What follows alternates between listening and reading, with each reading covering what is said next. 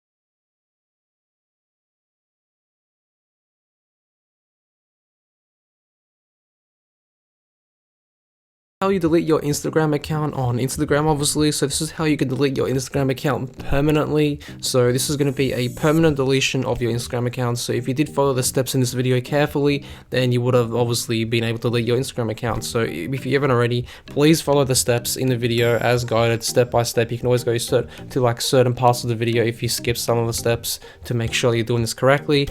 And yeah, that's pretty much how you delete your Instagram account. So if you haven't already, make sure to leave a like and subscribe for more tutorials. And if you are looking to watch more tutorials and more videos, I will put some couple of like videos and some end screens like on this video right now that you can click to so you can watch more videos right now. So yeah, continue watching more videos and I'll see you over there, guys.